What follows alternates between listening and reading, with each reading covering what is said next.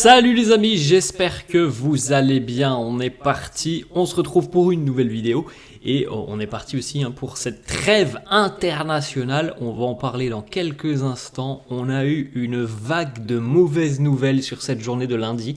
La première journée de cette trêve internationale, on a déjà, les amis, écoutez bien, 3 blessures.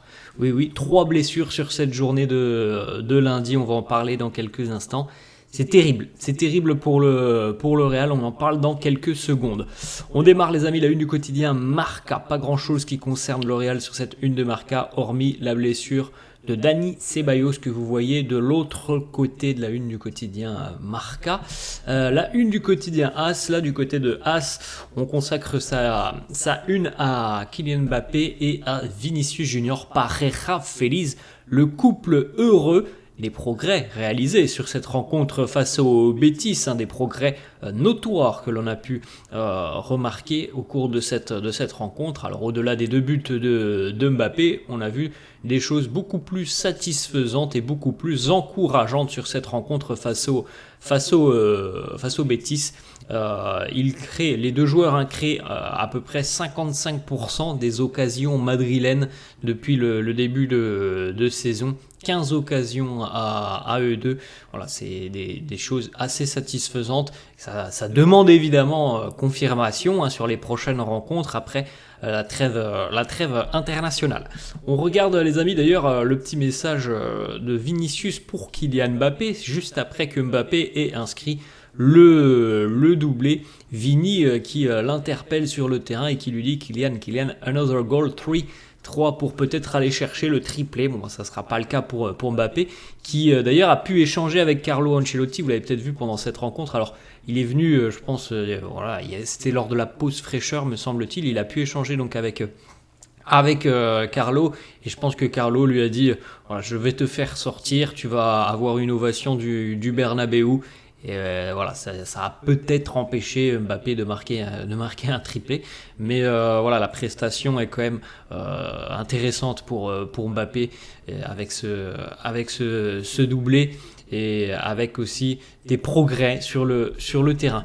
Regardez la course de Vinicius lorsque Mbappé a marqué donc son premier but face au Betis. Regardez la joie de Vini qui le suit juste derrière. On peut se rendre compte quand même que au niveau du duo, malgré tout ce que l'on pouvait entendre et tout ce que l'on pouvait croire, ils ne pourront pas jouer ensemble, ils ont des égos surdimensionnés, ils ne sont pas faits pour jouer ensemble. Franchement, c'est pas ce que l'on voit depuis le début et surtout, on voit Vini qui est très heureux lorsque Mbappé marque. Voilà, ça aussi, ça montre à quel point les joueurs du Real n'avaient absolument aucun a priori sur cette arrivée de Kylian Mbappé. Ils sont très heureux que Mbappé soit présent, très heureux que Kylian puisse les aider. Alors oui, on aurait aimé que les débuts soient parfaits. Ils ne sont pas tout à fait parfaits parce que on voit bien que le Real a encore quelques problèmes en ce début de saison. On s'attendait évidemment à mieux. Mais tout le monde est très heureux de l'arrivée de Mbappé et tout le monde est très heureux aussi qu'il ait pu enfin débloquer son compteur but. Une petite information statistique sur Kylian Mbappé, donc sur ses premiers matchs de Liga en moyenne, regardez, c'est quand même assez fort. C'est 6,5 tirs par match, donc un peu plus de 6 tirs par match et un petit peu plus de 3 dribbles réussis par match en Liga depuis le début de saison. C'est moyenne les amis, donc c'est quand même aussi assez marquant. Ça en dit long sur son implication offensive. Alors après, on le sait, il y a eu beaucoup de tirs contrés. Il y a parfois des dribbles qui sont pas réussis par Mbappé, mais il y a quand même du contenu offensivement, même si comme lui l'a dit juste après cette rencontre face au Betis, je peux encore mieux faire. Je pense qu'on est tous d'accord là-dessus. On est loin, je pense, du Mbappé à 100%. On note quand même que sur cette rencontre face au Betis, le premier but de Mbappé, c'est un but de pur numéro 9 dans sa dans son déplacement, dans le fait de sentir qu'il faut passer dans le dos des défenseurs du Betis. Ça, c'est un vrai but de numéro 9. On peut comprendre que il aura cette liberté d'évoluer en neuf et aussi à gauche, mais qu'il faut évidemment beaucoup de temps pour qu'il continue de s'acclimater, de s'adapter à ce poste de numéro 9, même s'il y a déjà joué. Je pense qu'il va falloir encore quelques semaines quelques matchs, du rythme pour qu'il continue de progresser dans ce poste de numéro 9 qui n'est pas un poste habituel pour lui.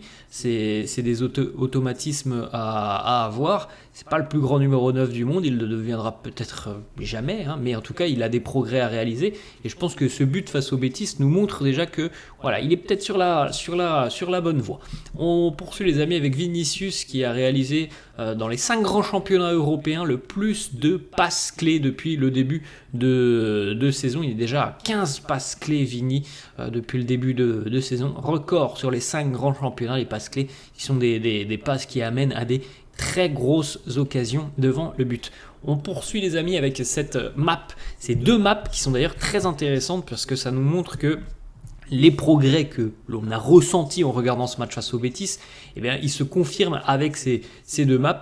La hitmap à gauche de Kylian Mbappé, la hitmap à droite de Vinicius Junior. Donc confirmation que les 2 joueurs ne se sont pas marchés dessus sur cette rencontre face au Betis, ce qui avait été le cas face à Las Palmas, ce qui avait été le cas face à Mallorca, ce qui avait été aussi un peu le cas face à Valladolid. Là, on a eu quand même beaucoup plus d'espace entre les deux joueurs. On a un Vini collé sur son côté gauche avec vraiment une zone de chaleur énormissime pour Vinicius, et on a un Mbappé, alors oui, plutôt tendance gauche, mais il n'est pas là, il n'est pas présent sur le territoire entre guillemets de Mbappé. Il est axial gauche, Mbappé, et donc ça, c'était déjà très important de le noter, et c'était quelque chose qu'il fallait absolument améliorer, parce qu'on l'a vu, comme je vous l'ai dit, sur les 2-3 premiers matchs, et il se marchait dessus, et ça c'est pas possible. Évidemment que ça c'est pas possible. Donc là, ce sont des maps qui sont hyper rassurantes, parce que on est tout de suite en train de rectifier le positionnement des deux joueurs, ce qui n'exclut pas que Mbappé évidemment puisse aller quelquefois sur le côté gauche. On l'a vu d'ailleurs face au Betis, mais il s'est quand même beaucoup plus contenté de cette position axiale, et il a eu quand même un impact sur cette rencontre.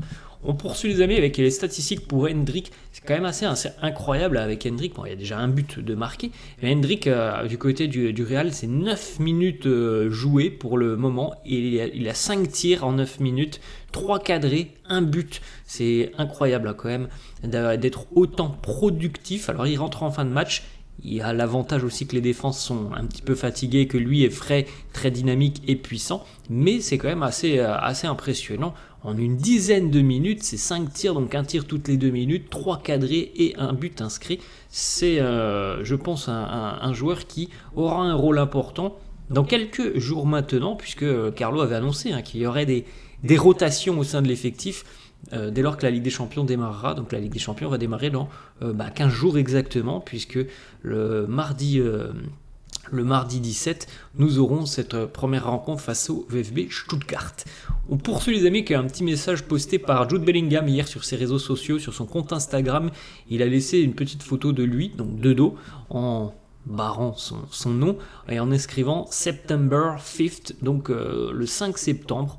Visiblement une annonce, je ne sais pas. Il y aura quelque chose qui concerne Jude Bellingham le 5 septembre, donc jeudi, on verra de quoi sera fait cette annonce, cette information. Voilà, il nous tease quelque chose sur ses réseaux sociaux.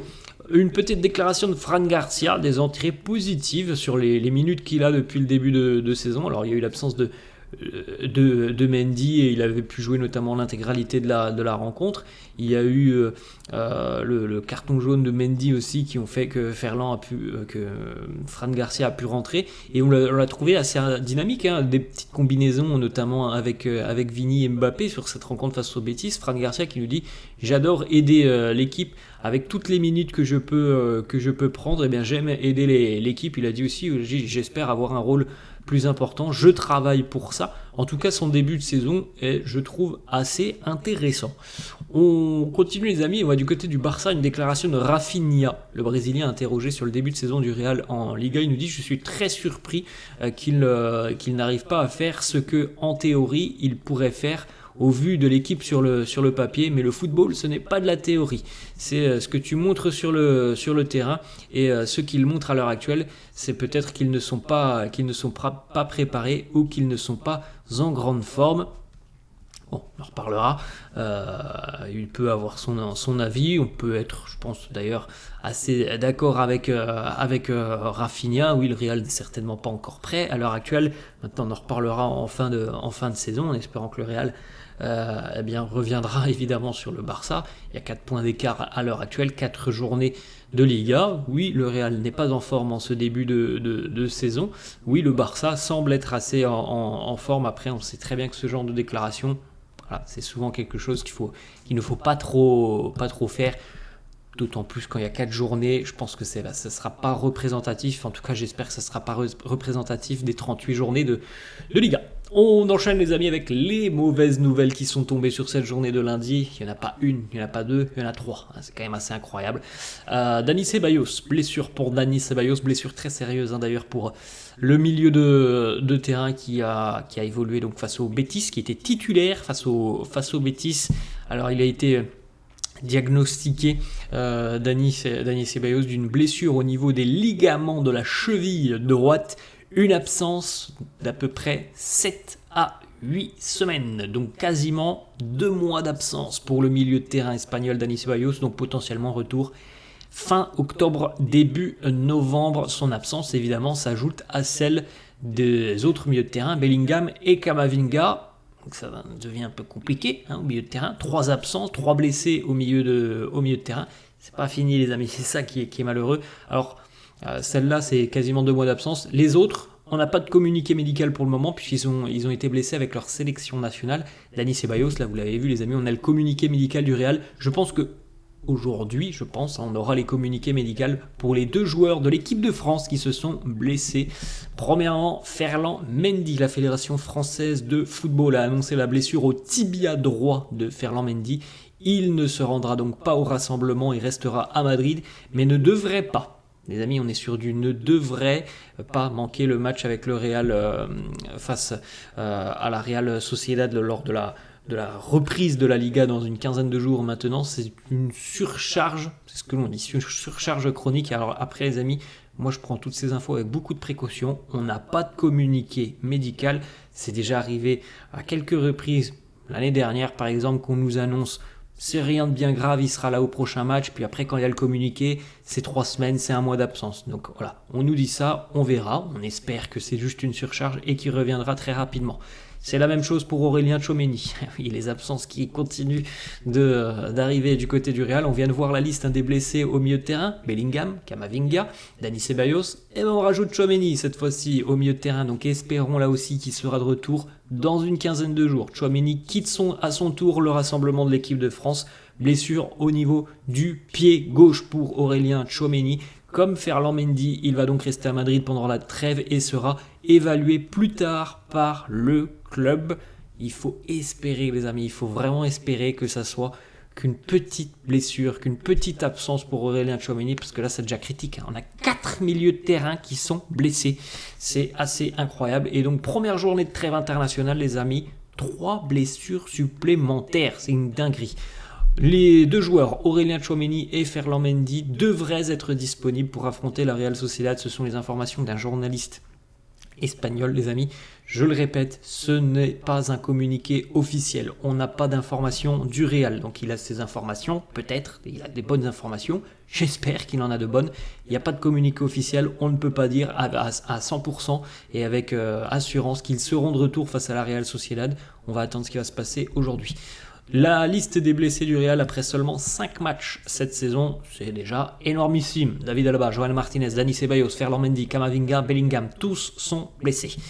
Le petit point médical, donc Dani Ceballos, absence peu près un mois et demi, 2 mois. Ferland Mendy a quitté le rassemblement sur charge musculaire. Aurélien Tchouaméni a blessé au niveau du pied, a lui aussi quitté le rassemblement de l'équipe de France.